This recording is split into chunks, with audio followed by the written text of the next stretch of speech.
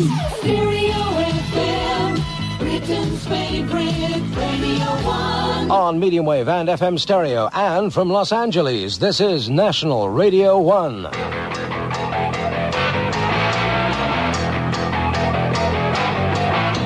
Well, hello there. This is TV on the Radio. Thomas Vance, your transatlantic music vendor. Welcome to the Friday Rock Show. This week, the Friday Rock Show is coming at you from Southern California. Very sunny Southern California. Now, next weekend in the United Kingdom, we have the big Monsters of Rock Festival at Castle Donington. Over here in the USA, Van Halen's Monsters of Rock have been surging across the states.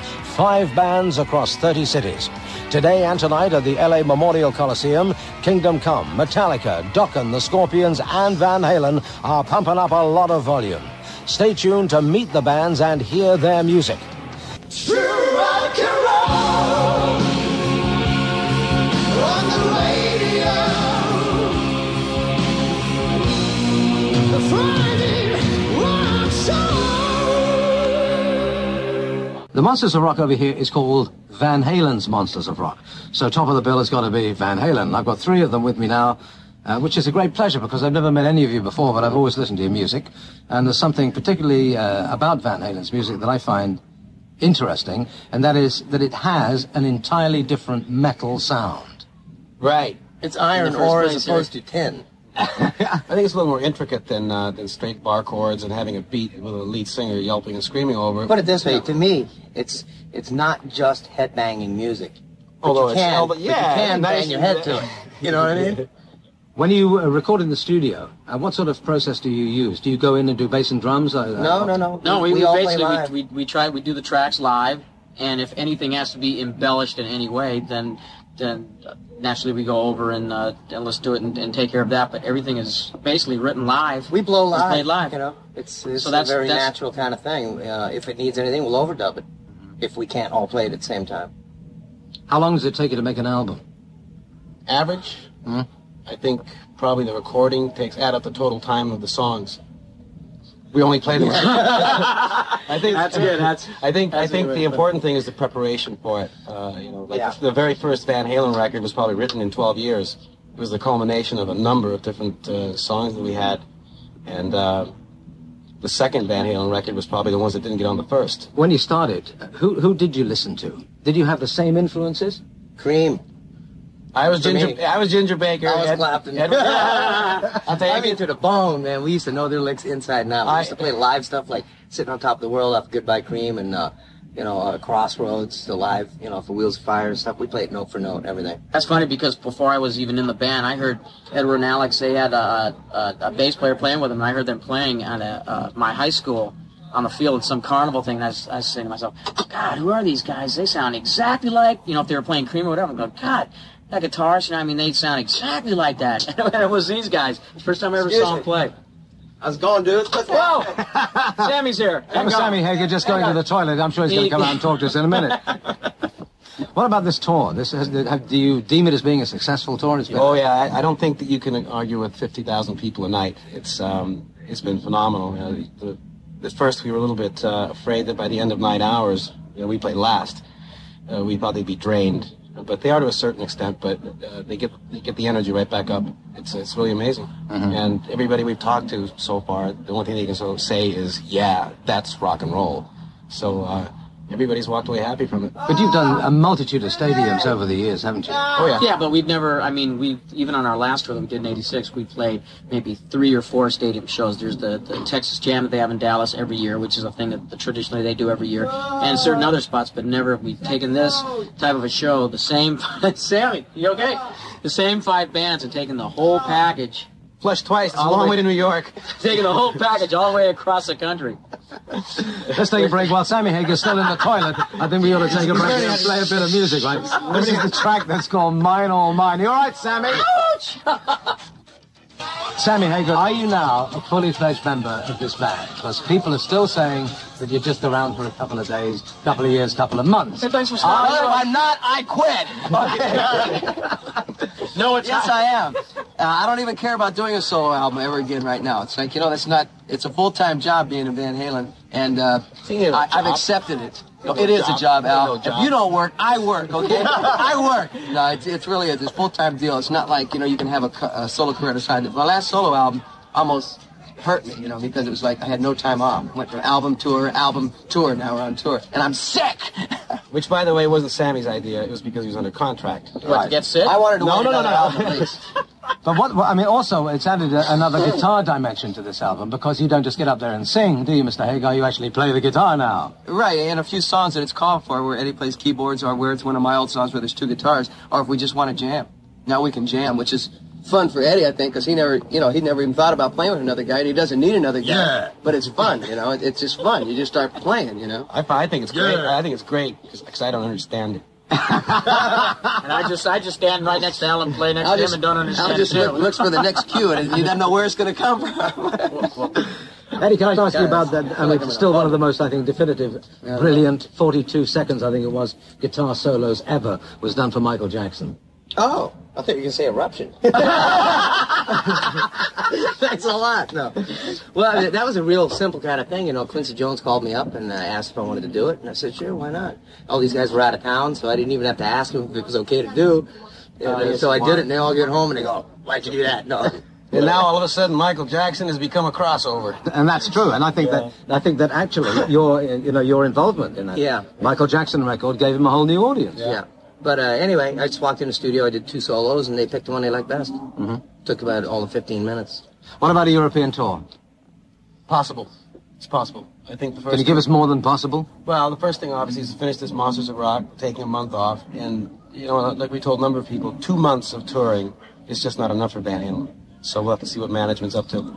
We wanted originally to start this tour in Europe as a Monsters of Rock thing, but it had already been given to Iron Maiden. And so we just came into it too late. We really wanted to do that because that's the only way that I think we can do Europe right, would be to do festivals or something so that we can use full production, because for us to cut back to a smaller production at this stage in this band's career I think would be a mistake, because I think they expect a big production because they've seen the video of 5150 Live Without a Net, and you go over there and all of a sudden have 200 lights instead of 2,000, and I think it'd be a disappointment. So we just really have to find the right time to be able to do it. Okay, with your permission now, can I play the long version of When It's Love? The long. That's all we'd allow you to play. You'll never play the show. You mean the real song? Yeah. The Monsters of Rock, coming to you live from Los Angeles. This is Tommy Vance. This is the Friday Rock Show. Van Halen, obviously top of the bill because it's called Van Halen's Monsters of Rock. All of them are sitting around the table just before going on stage. The album went to #1 in America, and very deservedly so. And as far as singles are concerned, how many singles do you think you will ultimately lift off the album? How many songs you got? 10? So that means we'll have 11. We do the first one, and then after that, radio kind of starts playing the song so much, you go, God, we better get it out as a single before they burn it out. And that's kind of the process. So as long as they keep jumping on songs and running them up to #1, we'll, probably keep releasing singles, You'll keep doing it. Yeah, there's nothing wrong with singles. They're great. I mean, it's just a way for people to hear a saturation of one song from the album instead of just hearing one song once and you don't really get it. I think it's good. Everybody has a favorite track on every album in the world, and I must say, after listening to the CD time and time again, Apolitical Blues. Apolitical Blues. really stands out. Now, what I'm going to do here is I'd just like to play a bit of it, and then we'll come back and talk about it. Great. All right. Now, there's something different about that track that does not relate to any of the other tracks on the album. You tell us what it is, and I think I know what it is. We didn't write it. Well, I mean, okay, you didn't write it, and also I think you recorded it because because the guy who was involved in it, you had a lot of time for. Yeah, that's one thing. Also, it sounds different because it was very live. Eddie and I were playing guitar together. We spent a whole 10 minutes doing that one. We used 2 microphones like the original recording. I sing live on a mic in there, and it's pretty wild because it was so sloppy. It's hard to play that way. The only thing without being drunk. Yeah, that's right. That probably took longer than doing the whole damn thing. So I'm not that good of a player, so I did well, it's hard to find a hole in there. Yeah. I was like, let's see, gang, gang. A Lowell George classic. Lowell George is one of the greatest. I toured with them in Great Britain on the Warner Brothers music tour when I was in Montrose. I saw you in it. Yeah, and Lowell George, he impressed me every night, man, pulling those. I saw you at the Rainbow, actually, the old Rainbow Theatre. Right. I remember. We bombed because Little Feet were so big. And then we went to Germany, where Montrose is big, and in France, and they bombed. It was like between us and them on that side of the fence. It was really bad, because when they were big in Amsterdam, we played 10 minutes, had to walk off the stage. They just blew us right off, because the Little Feat had such an underground following, you know. So there's, I don't know, generations upon generations of potential great guitarists out there, all trying to be Eddie Van Halen. Eddie Van Halen is here. So, Eddie, give them some advice. How do they start to play, not only with speed, which you can play, I mean, you play very, very quickly, but also with melody? The only thing speed is good for is to be able to... Stay up at night? Excuse me. Rephrase that. Technique.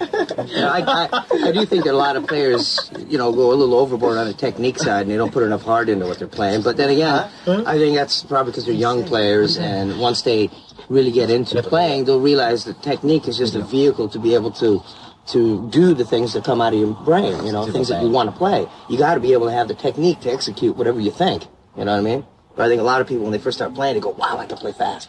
And they really get off on the fact that they're playing so fast. As they mature, they will slow down. I guarantee you. That's kind of like life. But will they also play keyboards? I don't know. Well, Alex and I actually started out playing keyboards when we lived in Holland, and up till age 12 for me. And that's when we said, no more sitting down and playing classical music, and let's jump around and get crazy. And that's probably the secret of a lot of your success, is that you are fully trained musicians. Well, I think it's a good foundation, a good background, and I think everybody needs that to a certain extent. Some people, it's basically just listening to a different kind of music that you normally wouldn't. And basically what that foundation was whatever sounds good is good. It doesn't matter whether it fits the rules of classical or not, If something sounds good, it is good, period. Well, there are no rules in rock and roll. That's true. Except you've got to do it good, and you've got to have the stamina to continue it. You've also got to have the strength to keep playing that bass. Oh, yeah, definitely. That's vice grip hands. Vice grips put on clamp. Boom. Gentlemen, thank you very much indeed for your time. It's very well appreciated. All right. Thank you. I'm going to play AFU. And we got to go do a Monster Rock show. Which is all fired up, naturally wired, not all effed up. Okay, Van Halen, thank you very much indeed. Thank you. All right. Oh, hey, baby, make me feel good.